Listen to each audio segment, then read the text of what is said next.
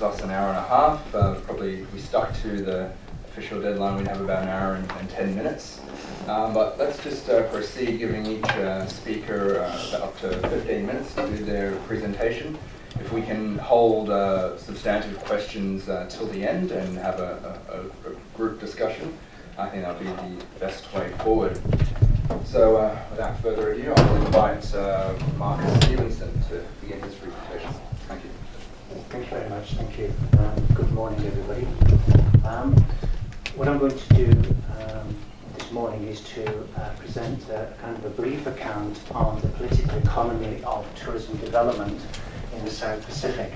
And I will indicate a little bit about agriculture because that's the theme of the session, but it will be largely about the political and economic ramifications of tourism within the South Pacific.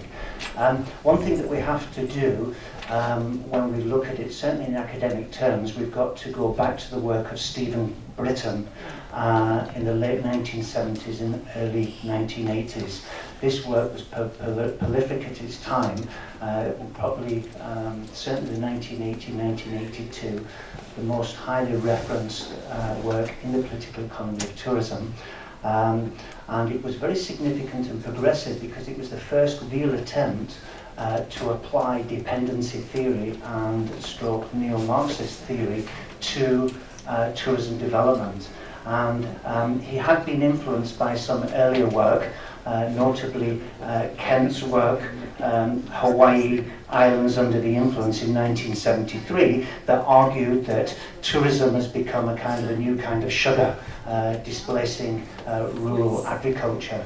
And Britain was influenced by the work of Paul Barron, a Marxist economist who prolific work in the late 1950s, and Emmanuel Wallerstein. He didn't actually utilize the work of Andre Gunder Frank, surprisingly, but he did rely heavily upon the work of Barron and Wallerstein to help him put together a political economic analysis of tourism development, arguing that third world countries suffer from structural dislocation in their social and economic makeup. And he argued that dependency involves the subordination of national economic autonomy to meet the interests of foreign pressure groups and the privileged local classes. And this notion that tourism is a form of imperialism or a form of neo-colonialism as a consequence of continuing these structural divisions in relation to countries becoming independent, and then tourism at a similar time or just after becoming the powerful form at that time.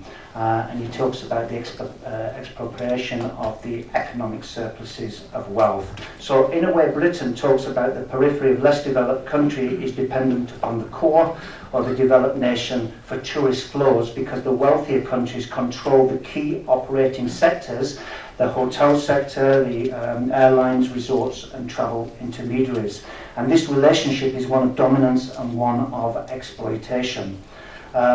He also argued that the economic surplus wealth to be generated from mainstream tourism does not flow down to the local socio-economic groups, and it often forced to look at alternative livelihoods, and talked about the role of multinational companies controlling the profits. And at the time, this was a very strong thesis. It still is debated to this day, 35 years on. However, what I've been trying to do is to update this. What is interesting is about this Britain's work. Britain's work was actually a case study on the South Pacific. He focused on the Cook Islands, he focused on Tonga, and he also focused on Fiji. But there's nothing really recent where there's been heavy critiques of Britain's work. And I think what Britain could be criticised of, in a way, is that he really didn't take into consideration talking about the geographical uneven nature of tourism and capitalist development. And I think looking at the various local conditions within tourism development. There's been a very interesting paper recently by a former colleague at USP and my school, Stephen Pratt, along with a current colleague who's doing his PhD at Griffith University, Salome Mavono, and another colleague in the UK, and they've done an interesting study in Fiji looking at two villages, a tourist village and a non-tourist village. And they've tried to compare this study in relation to the gross happiness index, and it was a very interesting study, very tight methodologically, and it's been published, and they indicated that despite the tourism village being materially wealthier, the non-tourist village people are happier across a significant number of life domains. So looking more at divisions and intricacies and complexities within particular countries rather than this notion of North and West, etc. And the kind of Anglo-Saxon perspective of dependency, where it's much more complicated than that. Now the other issue is that Britain really didn't take into consideration the informal sector, didn't really look significantly at small-scale accommodation, family businesses, minibus operators, street vendors. It was largely about the formal sector, the accommodation sector, the cruise ship sector, etc. And I think when you look into these sectors, it does draw more complexity to the dependency argument, and it did not really account for their diverse experiences of capitalist development and tourism and the class relationships within this. And importantly, it still had this notion of the North and South and East and West without really looking at the geopolitical realignments that's been happening in the Pacific in relation to the role of Japan, the role of Taiwan, and the role of China specifically in the last 10 years, as we see in places such as Vanuatu, Tonga, and Fiji, in terms of the actual resources that they're providing in terms of the infrastructure roads. But interestingly, not massively in terms of large agricultural projects. So those, in a way, are some of the criticisms. Other criticisms is the sensitive criticism that countries in the South Pacific and less developed countries are culturally dependent, and this is not it is a common debate. It also links to Dahudi's concept of the psychology of underdependency, and that links with the notion of emancipatory politics, the evocations there of Bob Marley's song about freedom from mental slavery. So the other element of this that really Britain didn't talk about, and how we can bring about localized forms of development. And I know Enola Poon in 1989 argued against the dependency approach in tourism, saying that countries have their right to choose their own development pathway. Well, I would argue that that is politically and economically naive of the geopolitical situation in terms of tourism development. The very fact that tourists are largely, excluding perhaps the VFR market, the visiting friends and relatives market, are from the developed countries and have the highest disposable income in terms of tourism. But these are the kind of the debates that are actually going on. Interestingly, Britain didn't talk a lot about agriculture. He did mention that the agriculture and manufacturing really wasn't at the level to be supportive to the tourism industry, but didn't talk a lot about the agricultural sector.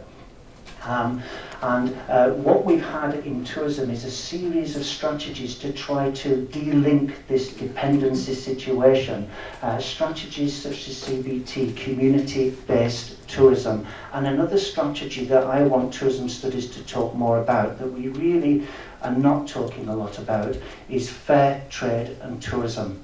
And we know that fair trade has been significant within the agricultural sphere. To what extent can it be significant in terms of tourism? And what do we actually mean by fair trade in relation to tourism development? And the aim of fair trade tourism is to make tourism more sustainable by ensuring that people who contribute their land, who contribute their resources, who contribute their labour and their knowledge to tourism are the ones that reap the benefit from tourism. And I think that is very important. And Chetan has done quite a lot of work on this in terms of looking at the beach valet concept in Samoa. And that is quite interesting research from a number of points of view,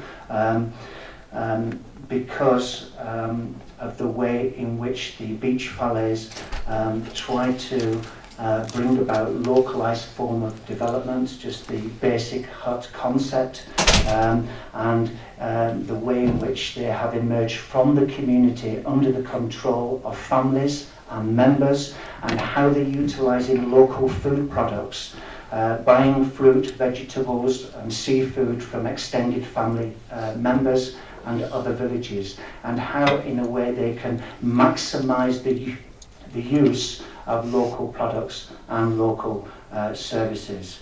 And then you've got the poverty reduction, the pro tourism approaches. But the issue with these is that they generally tend to be small scale. So they're not arguably at the level to dealing from the dependency situation, but obviously can be steps, fruitful steps forward in order to at least challenge a way to depend and to have some control. There will always be a dependency situation in tourism by the very nature of who the tourists are and where the tourists are from. But obviously what methods can we use to do this? And one interesting method is to obviously bring about linkages with the agricultural sector. And one example that we use quite a lot in the School of Tourism and Hospitality Management, and something we've been researching, is at the Muscat Cove Island Resort, where they are using organic farming. They have had a particular planning directive in place since 2002, and this resort has been planting pineapples and fruit trees and a whole range of vegetables. And also very recently, they're now harvesting their own batch of honey and developing more the coconut plantation to move into the production of products such as oil, coconut oils, candies, etc.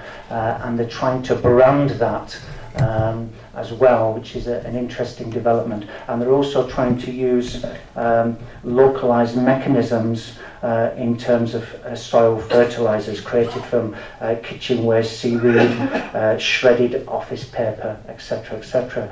And any overproduction is then selling to the other hotels. So that's one interesting development. I believe there's several others where they're using this market garden concept. Sanale in Samoa, I believe, has made some start on that journey as well. But at the end of the day, we have to go back to the issues that are faced, and we have to look at, we have these economies, we have tourism economies, but why do we have high rates of unemployment and still significant levels of poverty and social deprivation? And we looked very recently at some of the data from a recent UNDP report, and it talks about low and volatile economic growth in the South Pacific, where you've got a global average unemployment level at 13%, and in the South Pacific, at least in the early 20%, certainly in relation to Tonga and Kiribati, but when we look at Fiji, it can go up to 40% unemployment in rural areas, PNG having similar levels. So this is what we've got to look at. We can talk about how tourism is beneficial as much as possible, but the reality is that it's not conquering the challenges that are faced. And we have to look at these issues very carefully, and the rural concerns that are taking place. The World Bank report recently has found that 8 Pacific Island countries are among the 20 countries in the world with the highest average annual disaster losses scaled by gross domestic product.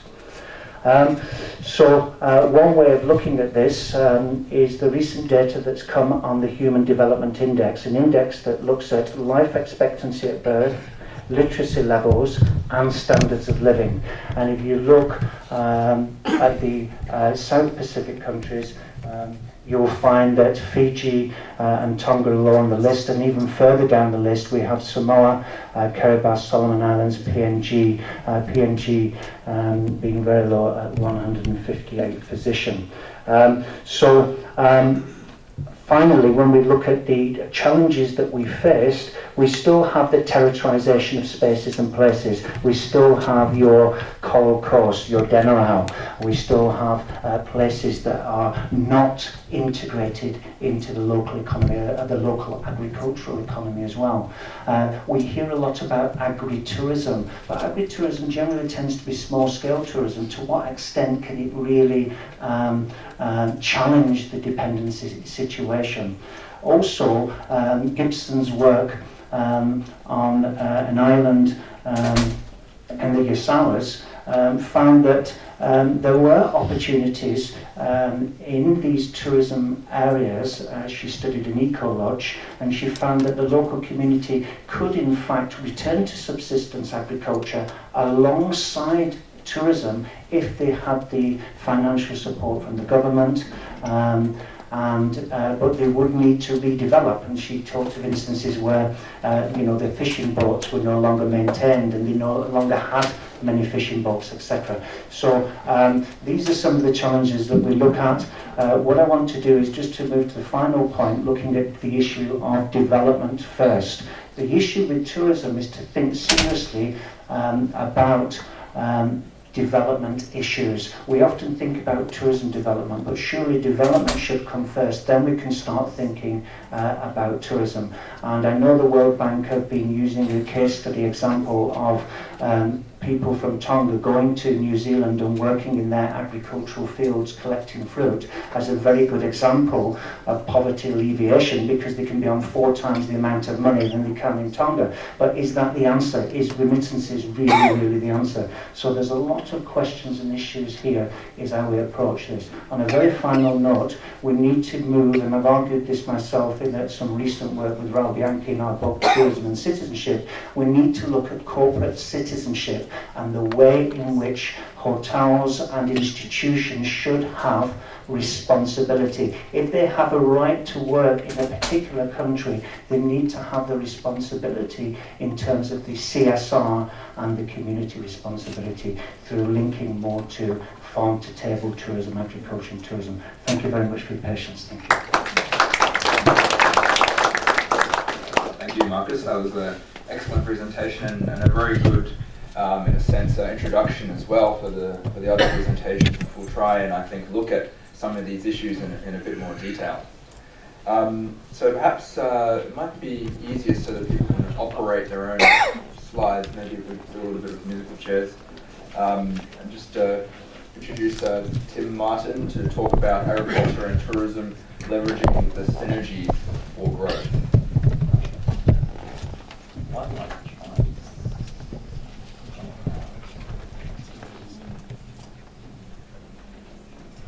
So can everyone hear me if I just stand away from the microphone? I think this might be easier.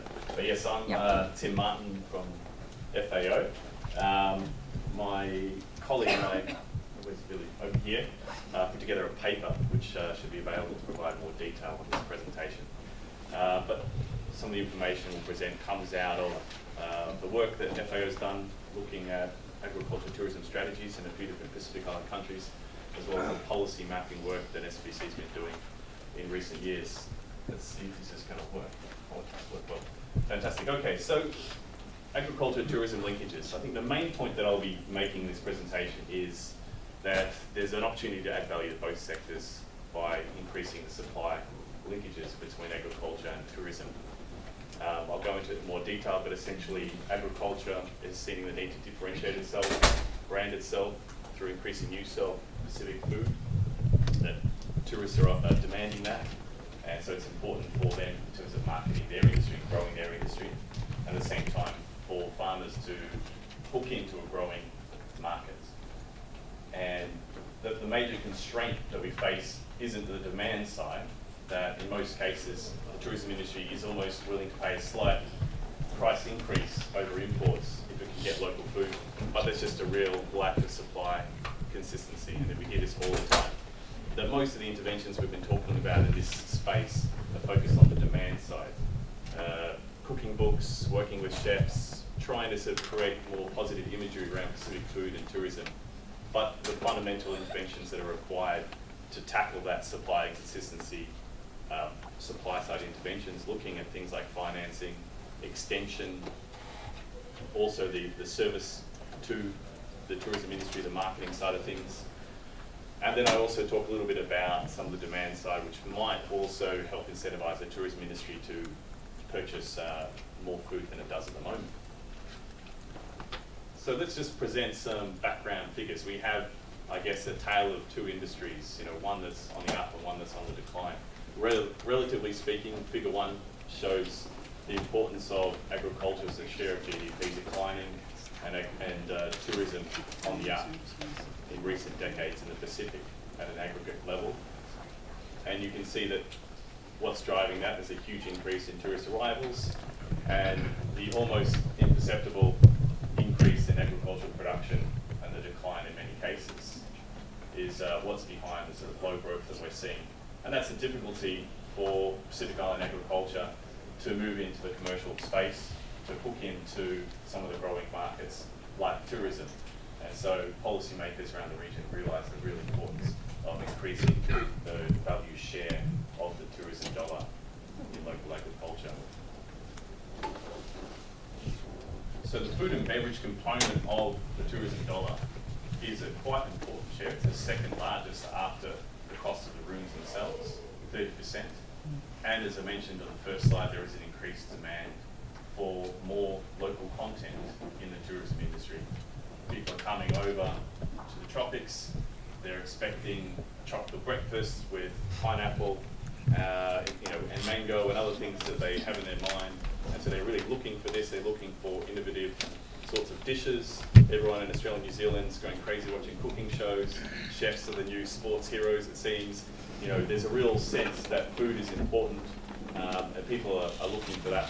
And obviously, tourism destinations are now increasingly trying to increase their cuisine offerings, the value of what they can capture from the tourism dollar by offering more exciting food options. But there's an important opportunity, but also there's a lot of difficulties to increase that content share.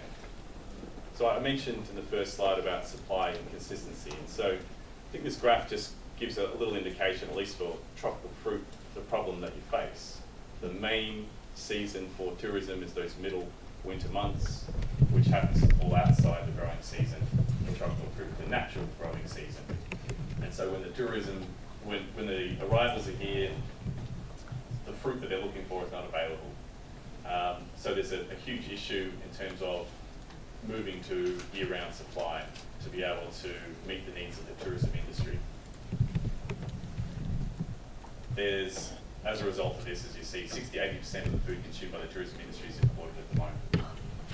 So we do have an opportunity to do cool season vegetables, but that's less important in the branding of the tourism industry. It's less what tourists are looking for.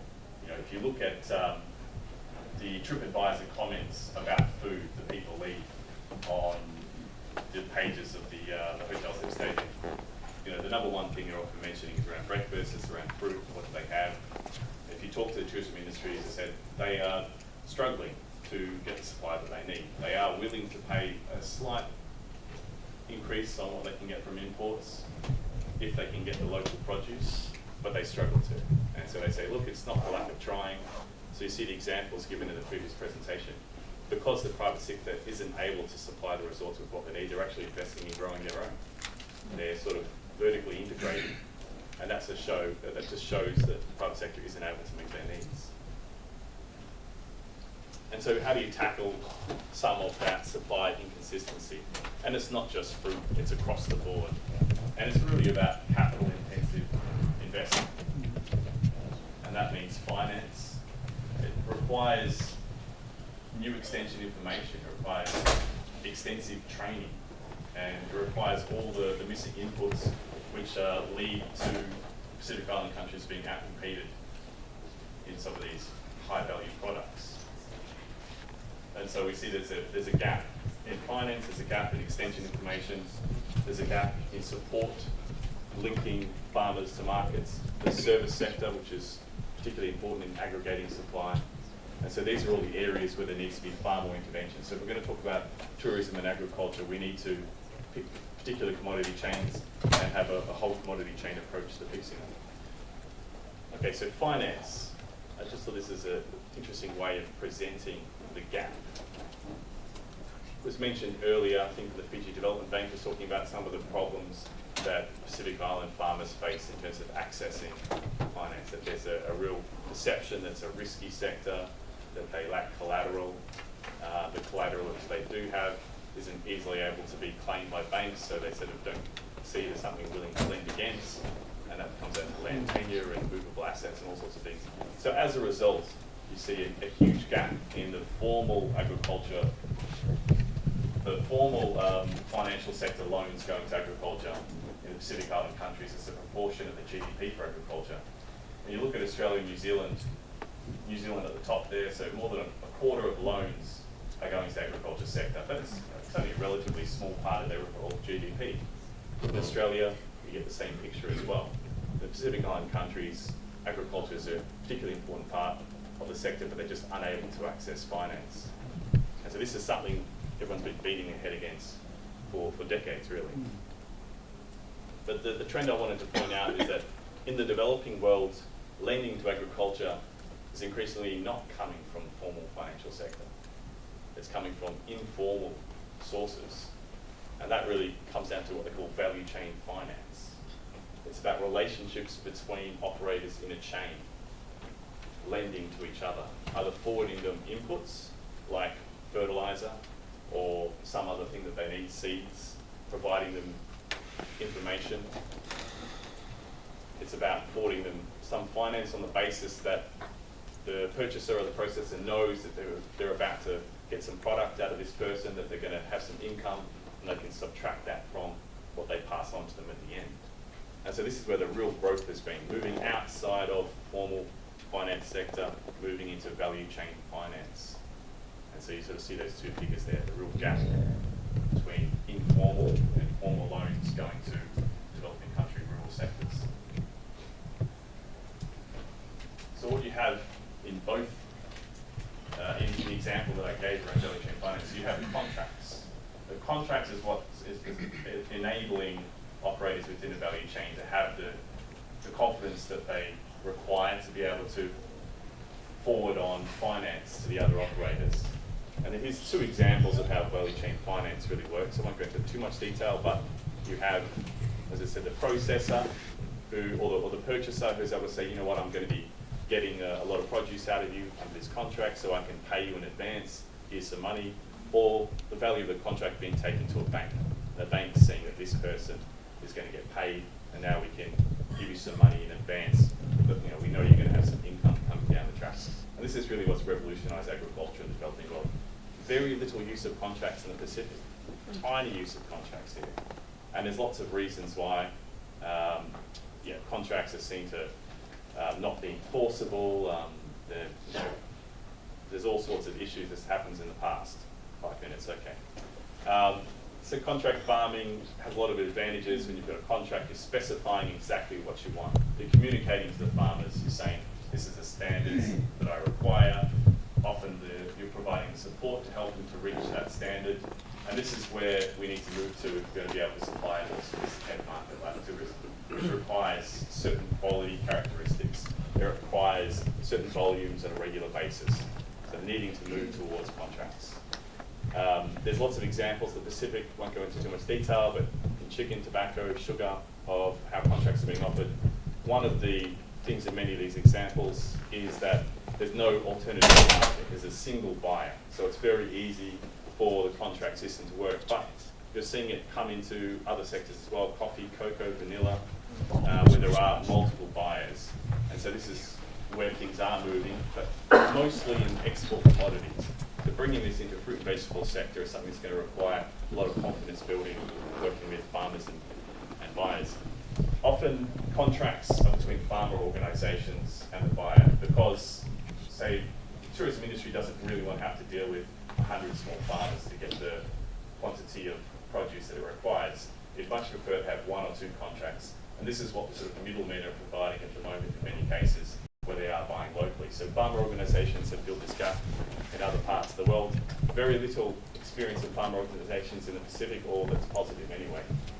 So farmer organisations have been focused perhaps more on politicking and less on the marketing, on the extension, which is pretty critical to providing those improved linkages to market. But just a positive example that there is been some investment into a network where there's a lot of exchanges happening between different farmer organisations, very much private sector focused, and this has been improving things. There's also the example of participatory guarantee schemes. I think part of the problem with the traditional farmer organisation model is that it's resource intensive.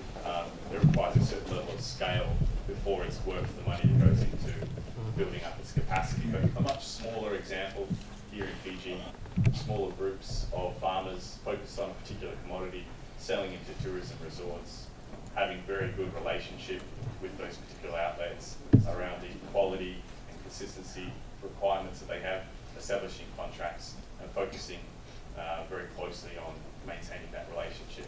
So very focused on the marketing and less on some of the other factors that farmer organisations can get focused on. Needing to supplement the gaps in the extension information available that can be provided by the public sector. Other countries, other regions moving into mobile phone-based systems. Examples from Africa I've given the SOCO, which is a subscriber-based system. It's public-private partnership, but certainly providing extension information, providing support to farmers in remote regions. And this is particularly important in the Pacific. We are very low population densities in many countries, large distances, very hard for traditional extension models to support them, to learn all the new information required to overcome those quality and consistency gaps. Mobile phones have had a huge penetration, and there's an opportunity to leverage that. The example there, the Fiji Crop and Livestock Council has started to use this technology just in the last few years to try and provide this information. But it's still early days, but these are the examples of the things that we need to see a little bit more investment. Collection centres, again, problem around aggregating supply and passing it on to the tourism. They don't have to deal with hundreds of small farmers. They much prefer to go to one importer or one farmer organisation, in this case, one collection centre. This is a place that also provides other sorts of support to farmers in addition to being a place to sell their produce, provide inputs, they can provide extension information. Example here, Joyce Farm moving along this model, set up its buying stations, starting to provide the transport, marketing, extension inputs. And this is what we need to see more investment in this model. It's coming from the private sector, it's not a public sector-led thing. We've looked at this in the past from the public sector side, it hasn't seemed to sort of add up, but there's some positive developments going on there. Two quick things then from the demand side, some examples to give. In the cruise ship industry in Vanuatu, for example, have been incentivised to increase local content in terms of employment by cutting down the taxes that were applied to its berthing fees. There's been some discussion of could they do this in terms of procurement of local produce? Could you reduce some of their taxes in order to allow them to increase their purchase of local food? This has been done overseas in Iowa, but there's other examples of how this can be done to incentivise consumption. And branding benefits, marketing benefits. You know, we talked about TripAdvisor.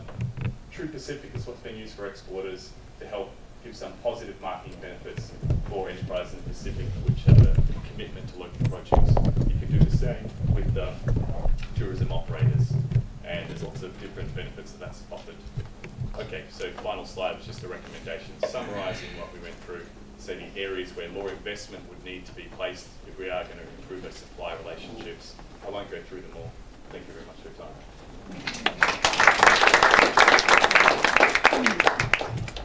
Thank you, Tim, for generously not going through every single recommendation, but we'll leave them there for a few moments so people can take them in. While we ask David to come up to the floor.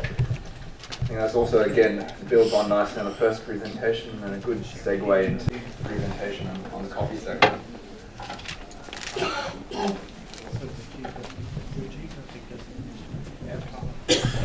Okay, good morning everyone. I think I'm really going to struggle to stay inside for 15 minutes, but I came with some coffee, so the queue should be just to have something a bit more real as I'm presenting about coffee. So I think to save time, I was going to begin by setting the scene and sort of telling you something about Timor context. I'm going to sort of breeze through that part fairly quickly and get into the coffee. So I think that's more interesting and we are a bit short on time. Don't worry about where it is or what's happening in the macro economy too much. Jobs are a real challenge in Timor. And in terms of the government strategy, and this is where we can jump in, the government's identified the agriculture sector and then also tourism as two sort of leading areas where it sees a comparative advantage which can support economic transformation and job creation as well. So why does coffee matter? The main thing is it's actually grown already by more than a quarter of all households in the country. It's the largest non-oil export by an absolute mile. And so although it only has export earnings of about $15 million, which doesn't maybe seem like very much, it is pretty much the only export of any substance. And in terms of poverty reduction, it offers perhaps one of the most direct channels to reach large numbers of people in the country through an existing supply chain and value chain.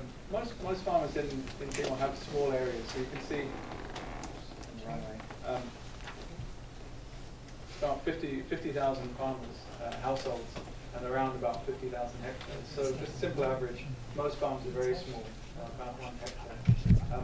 The yields are also very low. So where today coffee production the exports might be around 10, perhaps in a good year, 15,000 tons. Pre-1975, when Timor-Leste was invaded by Indonesia, exports were around 50,000 tons, in a good year up to as much as 70,000 tons. So while it is the biggest industry, it's actually far below its historical performance. And that's reflected in very, very low yields in most households, which you can see in the chart here. 100 kilos of parchment per hectare is extremely low. And so for households who are relying on coffee income and don't have alternative income sources or employment sources, the consequence of that low productivity is very low incomes and poverty. Despite the challenging context, there are some real strengths in the coffee sector. So Timor-Leste is home to a globally unique variety of coffee called the Hybrido de Timor, the Timor hybrid, which is actually a naturally occurring hybrid of Arabica and Robusta coffee, which has retained all of the favorable characteristics of Arabica in terms of its flavor. So it's very well regarded, it's something of interest, and it originated in Timor. And perhaps, related to that and related to the environment, there is the potential to produce very, very high quality coffees in terms of through some objective measurement, what would be seen as very, very high quality coffee. Almost sort of by default, coffee growing in the country is organic. There's almost no use of agrochemicals, and it's a very historical centre of production, more than 200 years of history of growing coffee, and also a local coffee drinking culture, which you don't find in all countries which grow coffee. So people in Timor roast their own coffee at home. They actually prepare it and take great pleasure in drinking that. So that's perhaps another strength. So some of those strengths can actually position Timor-Leste quite favourably to take advantage of a trend which is already, I think, well underway, which is sometimes referred to as the decommodification of coffee. So this has been driven mainly in the US and over the last 30 years, and a lot by the development of characteristics which differentiate coffees. And so a large part of that has been the development of the coffee grading scale, Q grading, by the Specialty Coffee Association of America. That's provided people with a consistent and objective way of measuring the quality of one coffee versus another. This chart just shows some data on the global benchmark for Arabica coffee, which is the red line on the bottom, and that's US dollars per pound. And then the 3 lines above show you average prices for specialty coffees, which have been traded from different regions, so from Africa, Central America, and South America. And so what you can see is that farmers and producers who have been able to meet the standards in one way or another to differentiate and to produce specialty coffee are able to earn 2, 3 or more times as much as under the commodity market. The group that has been collecting that information has also looked at how buyers of green bean coffee from coffee origins then market that specialty coffee to their consumers. And so you can see here that part of this decommodification, there's a trend towards actually referencing the specific area of the farm where the coffee is being produced. And so this chart shows you the things which retailers or sellers of coffee are highlighting about the farms when they're marketing it. And so while we might tend to emphasize labor standards and organic and so on, you actually see that those are nearer the bottom. It's much more to do with origin, authenticity, variety, and also quality, very much so. Interestingly, the very sort of top end of this specialty coffee market, actually the identity of the individual farmer becomes one of the key sort of drivers of additional premiums. And so that's right on the other end of the extreme, from an anonymous commodity to something that was produced by a farmer and a person who you can identify and has a name. And so this, again, gives you a sense of some of the premium which is being driven through a result. And if you compare those premiums, the green bars, to the actual commodity prices, you can see that just the premium is already a multiple of the commodity prices. So this is a small top end of a market which is expanding quite rapidly. And as far as people can see, if you look at the broader economic and demographic trends, there's an expectation that this trend will continue. I said that Timor-Leste has the potential to sort of benefit from that trend and to kind of capture some value from that. In order to do that, there's going to be a few, sort of 3 core challenges. So the first is simply improving yields.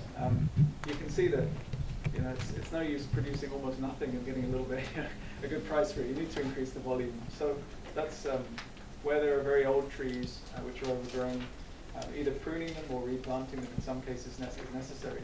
And then there's just a much more general need for better farm management. A lot of farmers are perhaps really not managing their farms as well as they could.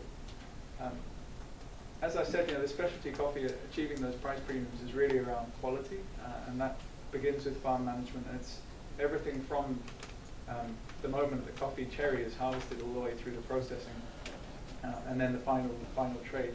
All has an ability to either to improve or to reduce quality, so it needs to be managed carefully.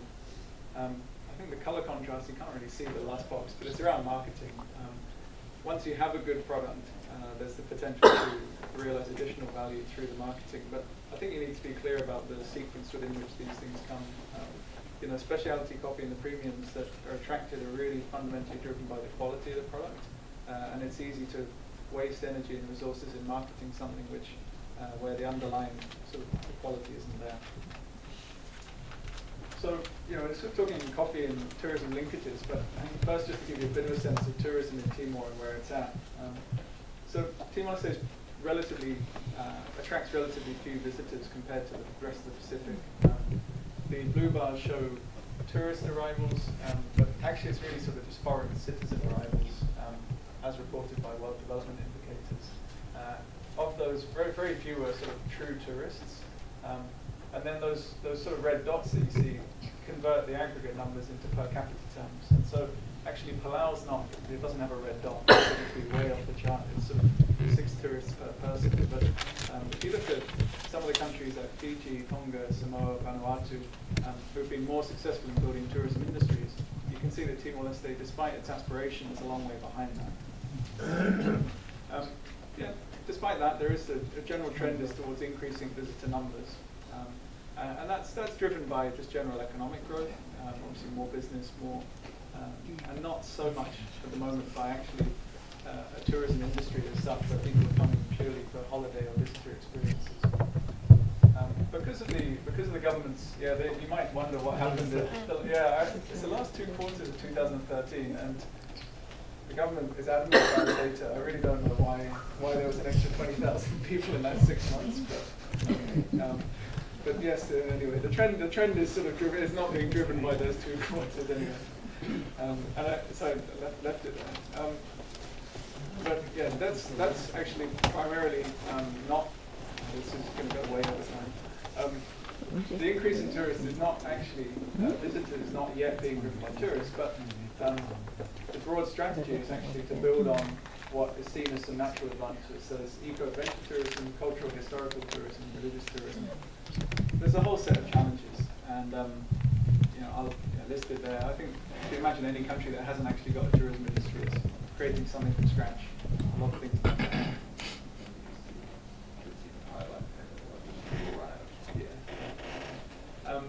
And huge sort of negative perceptions. This is a survey of about 300 people in Australia who are seen as prospective visitors to Timor about what they associated with the country.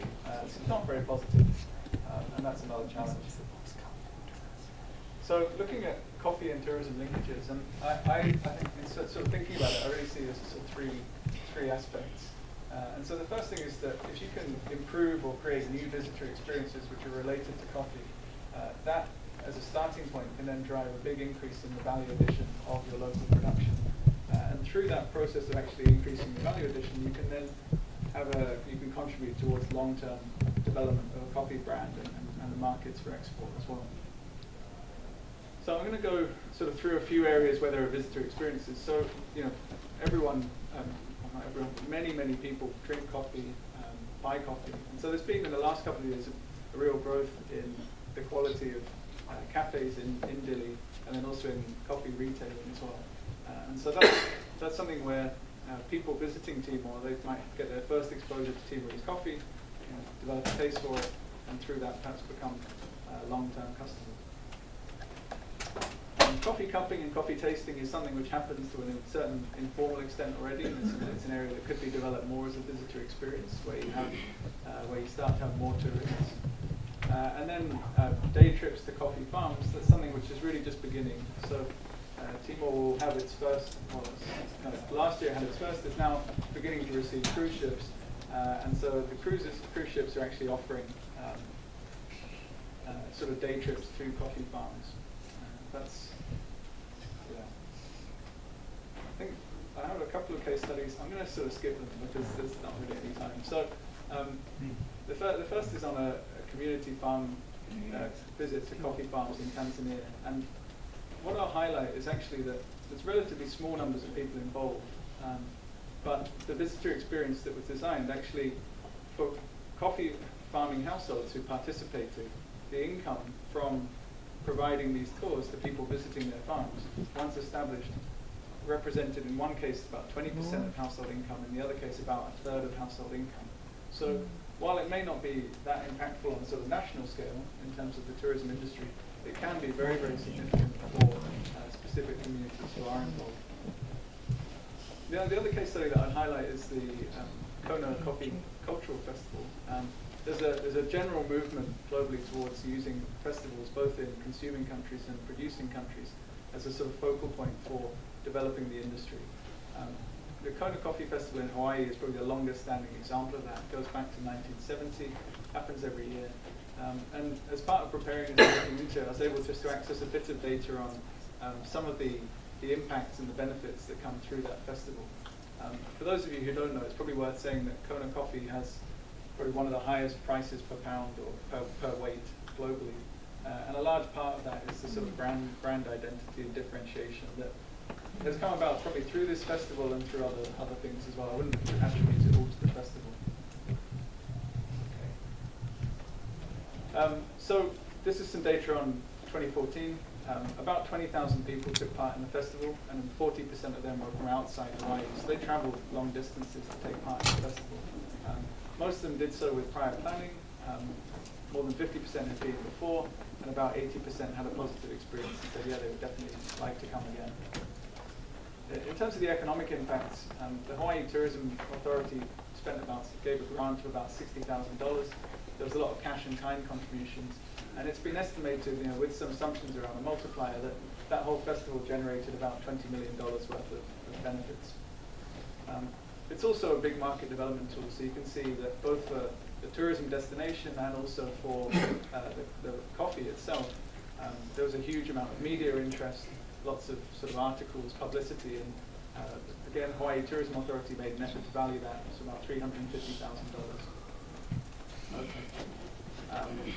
There are no implications for Timor. We're out of time.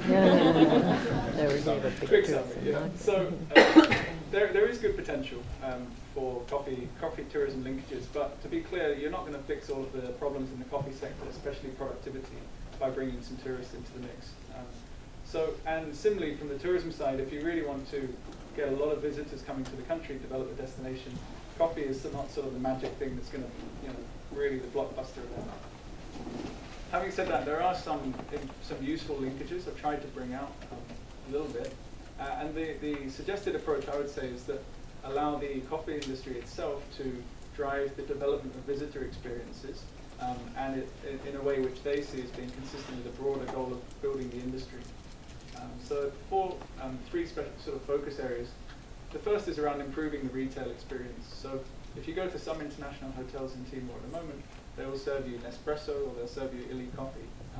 That's unnecessary. They could be taking pride in serving Timorese coffee. They could be training their staff to make a very good product, and that could be part of the experience of someone who's come on a work trip for a business meeting or someone who's on holiday.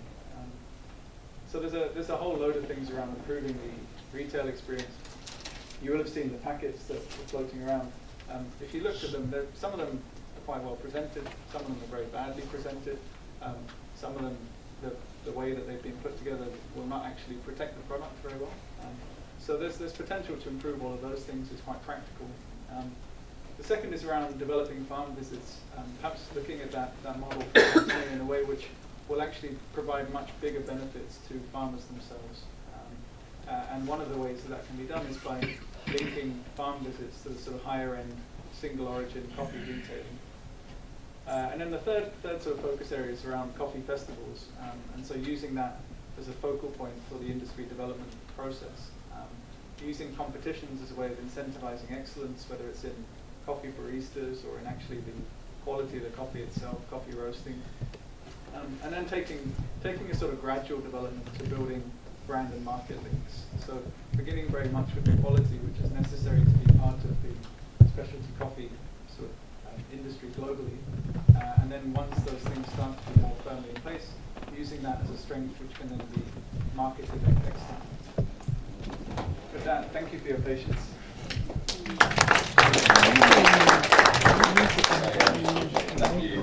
Thank you, David. I'll be quite liberal with the time, but I think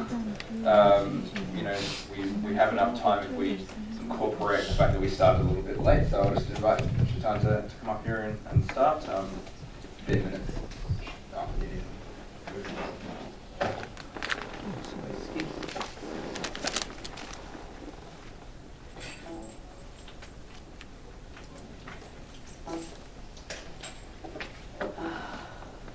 We give Chetan 15 minutes, that'll take us up to 12 o'clock, which is when lunch officially starts, so that'll incentivize everyone to stick to high quality questions.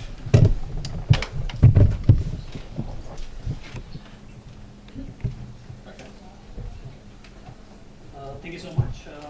My presentation, along with my colleague Mr. Shailesh, who is present here, and Mr. Vinesh, unfortunately, is not here.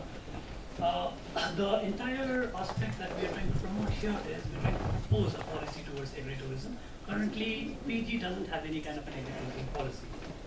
Now, within the scope, we would be looking at all these items which have been listed as contents here. So, just to give you a brief, agritourism in short would be representing any kind of a recreational or entertainment activity, either for educational purposes or for just entertainment. To be working in an actual farm, generally a working farm, and this activity would be either a direct participation or a passive participation from the visitor. All of this would comprise and give us some kind of activity that we deal with agriculture and include tourism in that. Now, in terms of agritourism, we look at a commercial enterprise, and we're looking at an entertainment farming here. So we combine both of them together, and we get something which is called as agritainment. Now that's the new methodology or the new generic name that we are coming towards for agritourism. In terms of agritourism definitions have been defined under various aspects. So we have agritourism, we've got agrotourism, we've got farm tourism, we've got farm-based tourism, and we've got vacation farms. All of them are basically trying to concentrate that the farms are working, and we're trying to substantiate the earning capabilities of the farmers who are working in these farms, or rather we're trying to just supplement them, the income capabilities, we're just trying to supplement these aspects. Now within the scope of agritourism, we can classify these as three struck activities. One that deals with accommodation services, one that deals with outdoor recreation, and the other one that deals with education and entertainment combined together.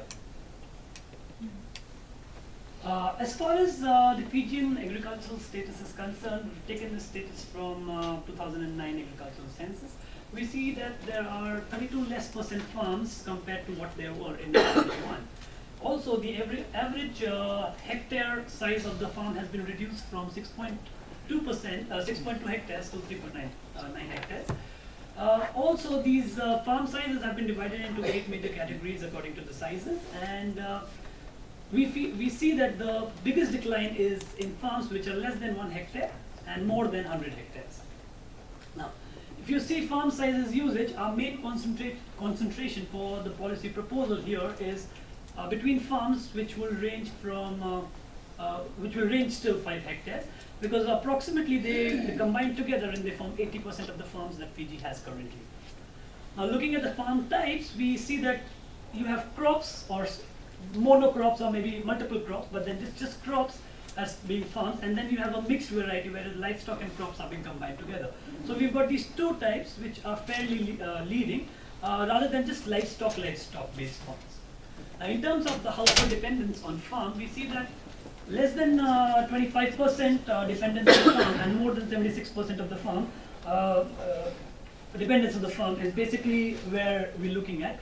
And most of these are limited to the 5 hectare capabilities of the farming of the farmers here.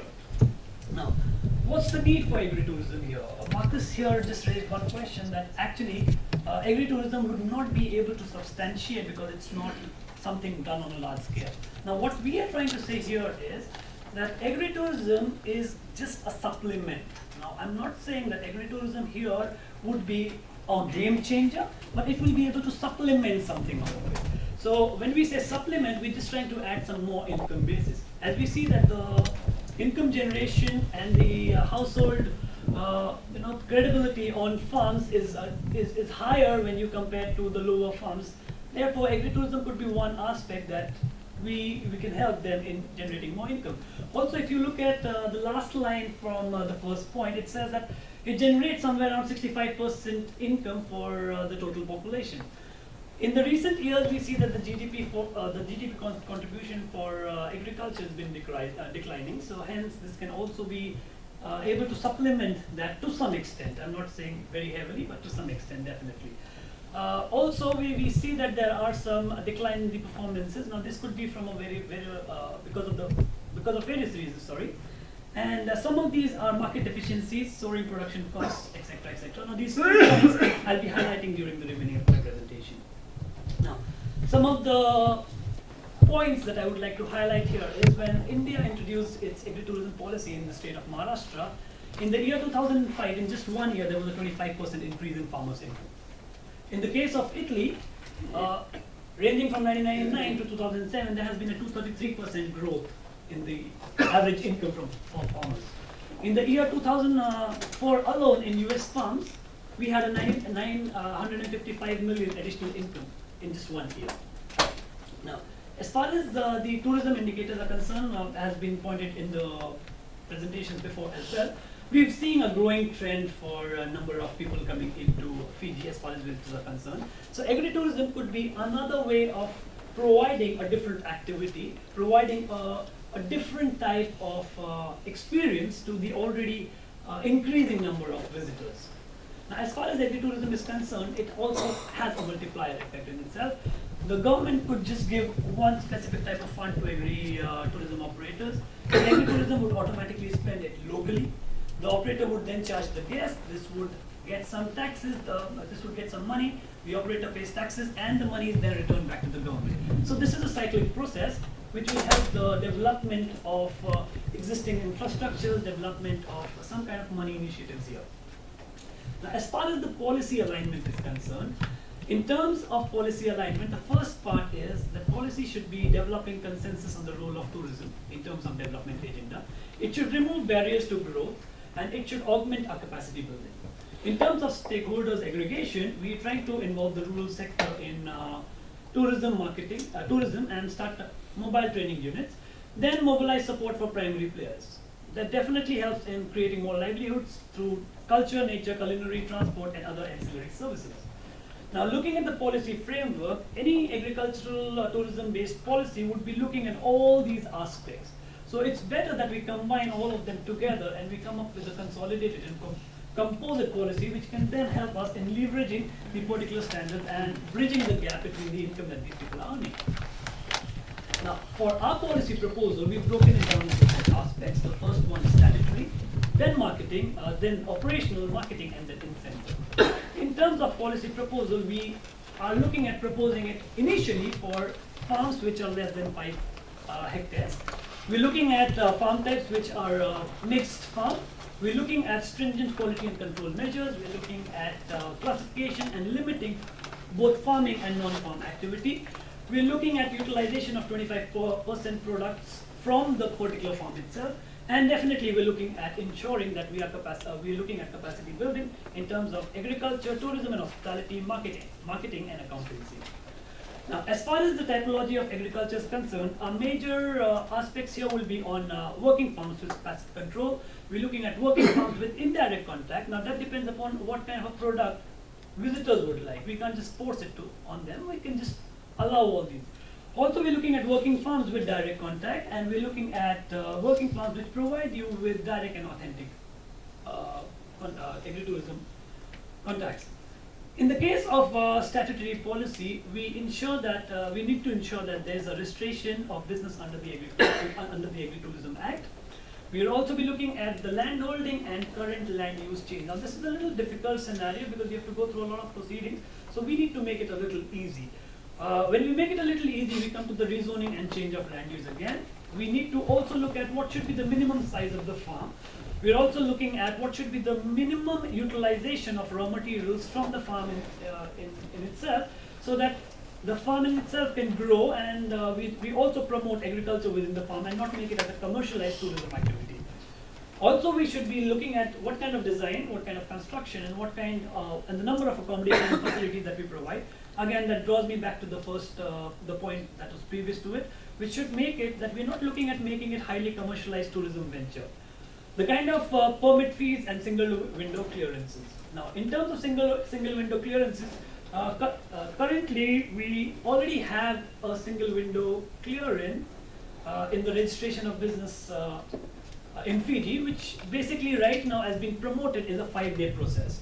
Now, when you're looking at a single window clearance, as far as an agritourism activity will be concerned, it is much more than just registration of business. So we'll have to look at change of land use. We'll have to look at registration of business, and once you register the business, we have to look at the relevant approvals for running that business. We then have to take the approval from city and town council, wherever it falls. Then the licenses come in, and then we actually run the business. Now, this takes a long time, and the process could be a lot more difficult, because if we're not making it easy for the farmers, farmers might just get lost because of the amount of work that they have to do. So we have to ensure that it's a very straight-cut, simple process, and it doesn't take a long time. The acts that will be covered under the single window are so many.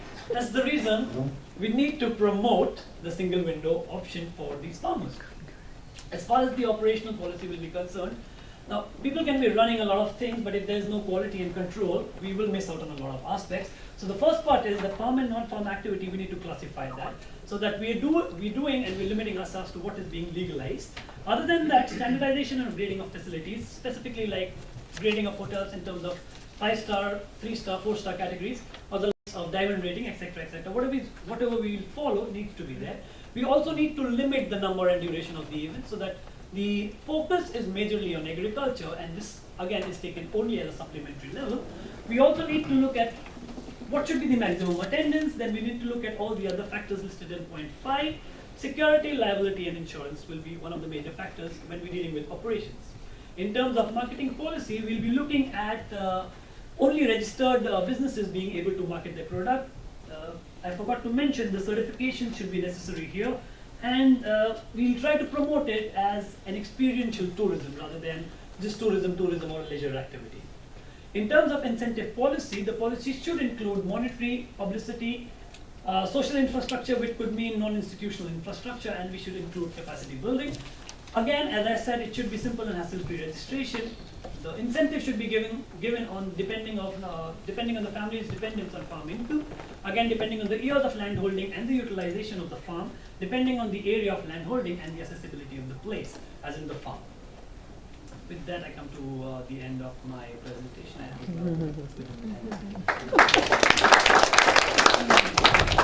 Slower than thank you for that.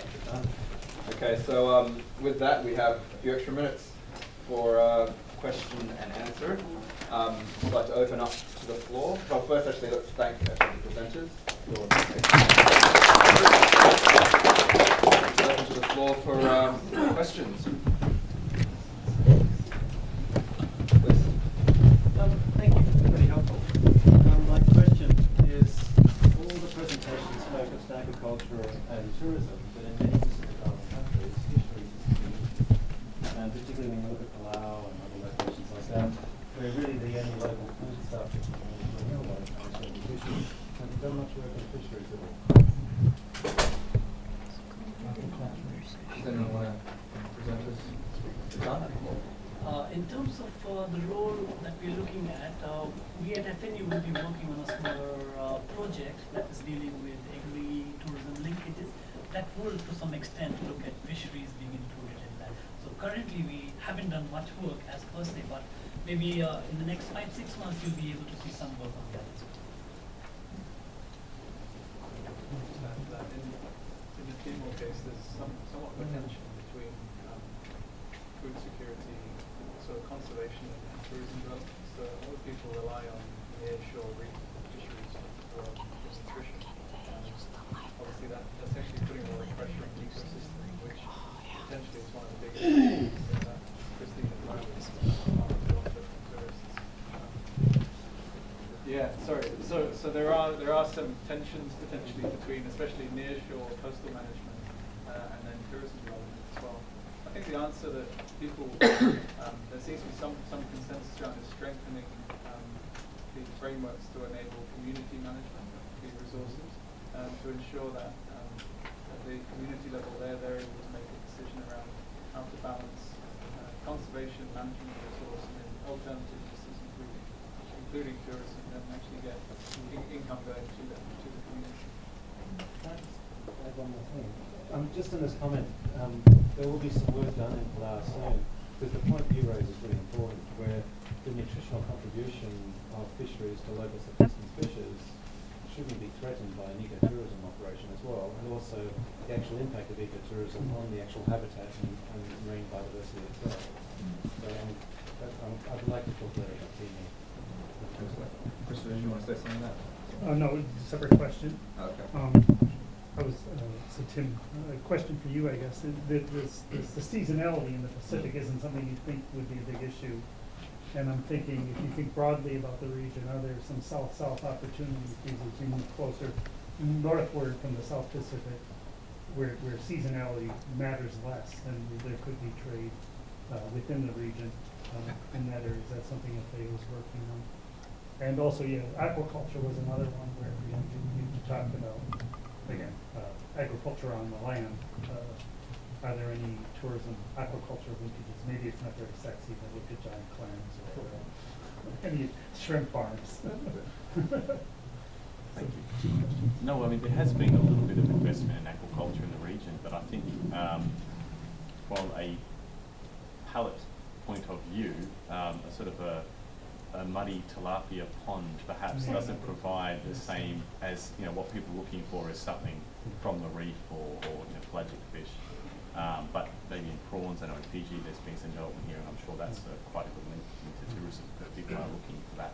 Traditionally, those will come from Australia and New Zealand.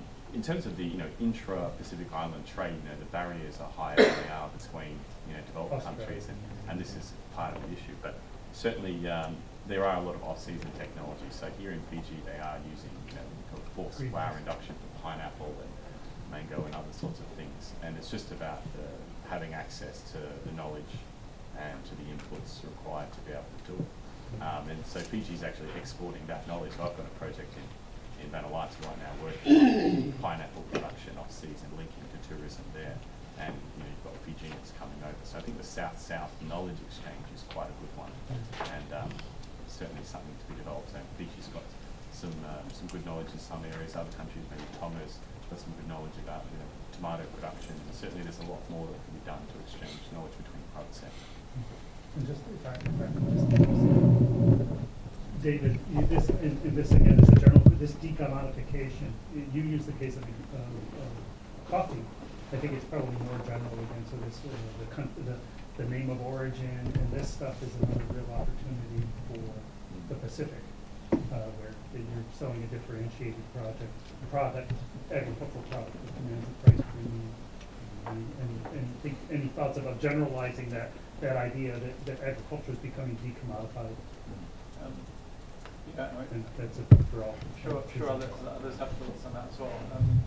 I think coffee is probably the most extreme and well developed of those examples because of the variety that exists in the product and the fact that people have sort of applied a connoisseurship. And it's probably on a par with wine in terms of complexity of flavor and different sort of origin and so on. Something that I came across which I thought was really interesting in how this has evolved is that the development of niche markets has always happened most strongly when it's been linked to the education of consumers who are actually the customers about the characteristics of the niche. So specialty coffee has sort of developed progressively as the people buying it and appreciating it have come to understand more about it themselves. And so I think, I don't know whether that's necessarily true for all cases. I think Fiji water, I wonder how much the buyers of the water really understand about what they're buying.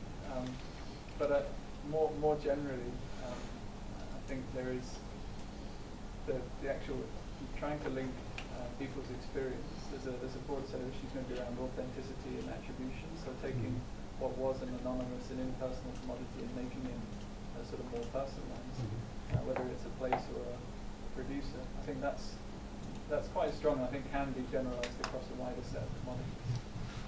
If I can add that cocoa and chocolate is one where there's been some significant progress towards that. They're coming out of Vanuatu, coming out of Samoa. There are overseas companies which are manufacturing, single origin chocolate bars, but the volumes has always been the difficulty. So one thing where the tourism linkages to chocolate has been developed here in Fiji and in Vanuatu now is having chocolate factory that people come on holiday in Vanuatu, they can go to Tana Coffee and drink coffee and sort of you're in a sort of hacienda sort of building and you're drinking coffee after getting off the cruise ship, and it's quite a nice experience. They're now doing the same with sort of chocolate factories, people seeing the process and then having a few cocoa trees there as well so people can understand where it all comes from. So those sorts of businesses are starting to get a bit developed, and that's sort of being replicated in a couple of countries. I think that.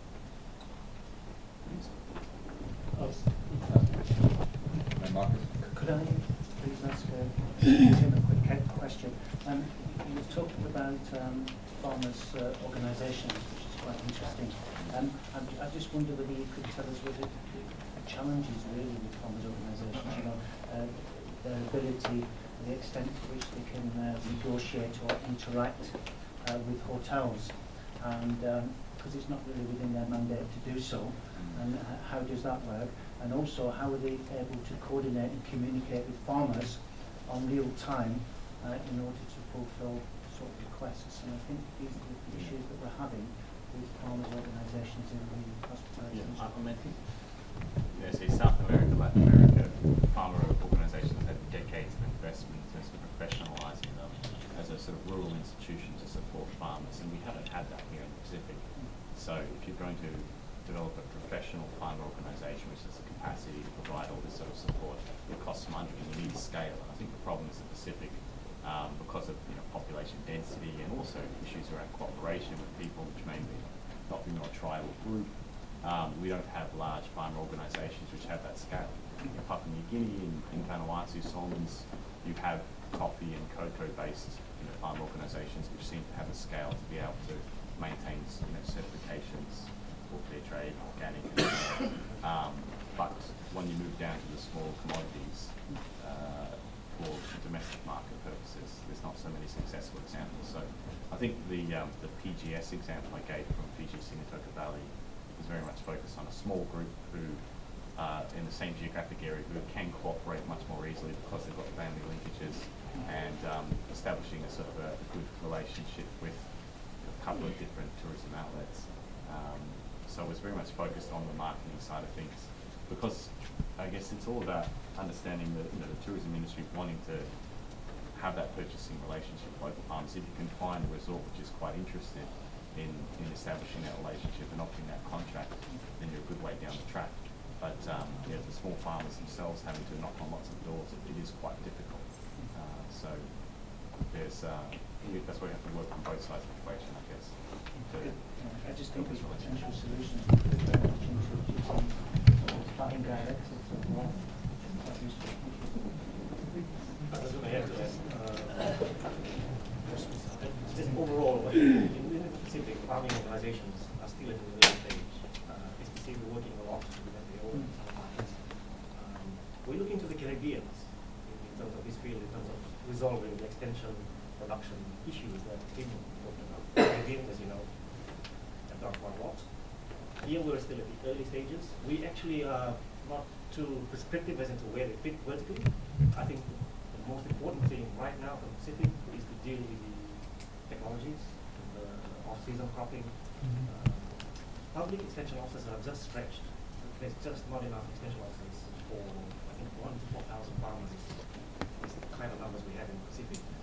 So early days, there is hope. There's evidence from the Caribbeans that well-structured, well-organized farming organizations have profiled, and they've been able to make headway into the tourism market and the import numbers. And so hopefully it's still early days. And I think our challenge right now is getting farmers to deal with those boxes that Fred from Timor talked about improving yields, about South-South exchanges, about looking at the technologies like greenhouses, etc. So that's probably the focus now. A lot of the farming organizations are run by volunteers who give up their time. So hopefully we will see some progress in the next few years. But I think the key point is that how does the smallholder farmer come into that? That's the challenge, isn't it? The challenge that they're faced in terms of adapting to specific purchasing conditions, dealing transport, crediting, packaging, those types of issues. And the challenges that they're facing, who represents them and at what level? I think the simple answer to the question is, do they have the expertise to not on tourism or hotel doors? No. Obviously, it'll be a process of time and change. I think a lot of the smallholder farmers in Fiji are organizing them into different networks. Some of them are organizations, some of them are just networks, some of them are PGS. Some of the encouraging ones are supplying, I think Tim mentioned, the larger hotels, not the smaller ones, but larger hotels who have X number of tomatoes are working closely with the ministry. I mean, you need cool houses, you need the chain, as you mentioned. So I guess the message there as well is try and get yourself into a network if you can. So yeah, interesting times. I have a question for Tim, but I'll use Marcus's framing of development and tourism, and to what extent development is subservient, tourism to development. You talk about a very real issue of demand and supply issues for seasonal vegetables, this kind of thing. And the solutions, broadly speaking, capitalization, intensification, financialization. FAO probably knows, about some of the risks. How do you mitigate the risks of the kind of debt trap, loss of land, and locals potentially being priced out of the market for local crops?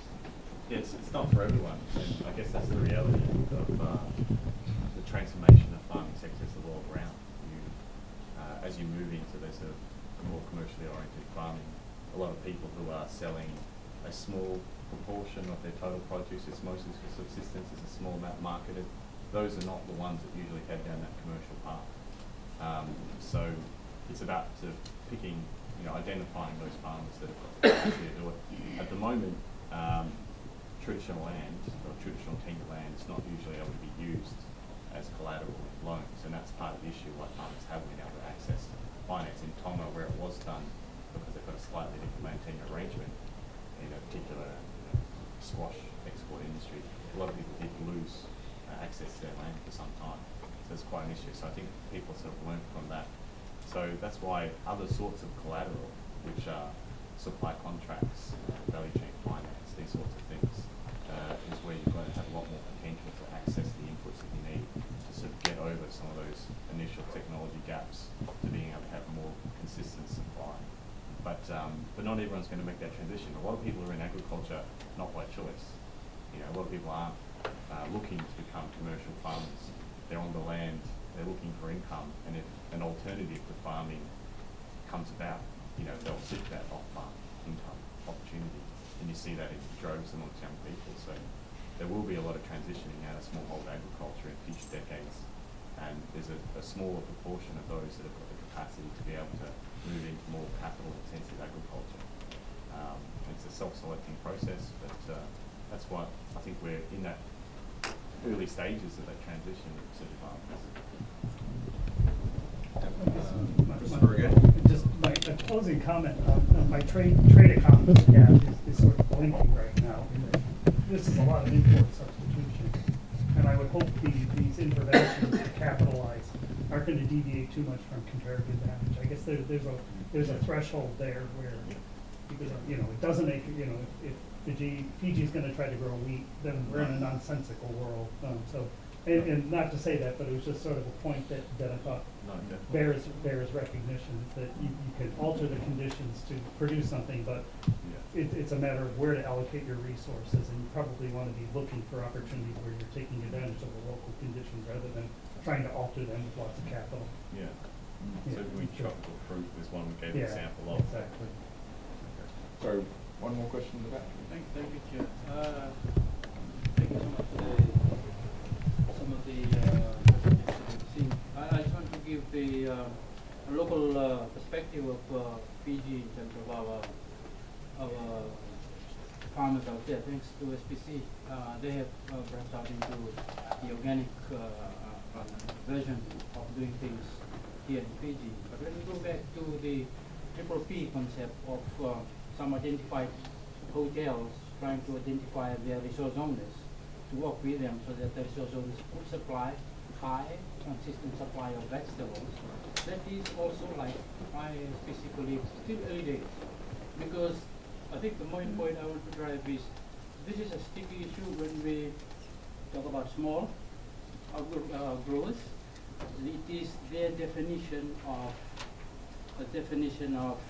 the tourism agriculture combination. I think we have to instill the nexus of conservation and also health issues when we talk about this, because once you strike and identify a region, they will come with their own definition of the high quality supply, which means high herbicides, high pesticides, and Fiji is really going into the residual testing of agricultural commodities. It's a little bit, when I say, a little bit sticky, but we really have to see where they are coming from. They really are trying all their best. Like I've said, the species has come with that.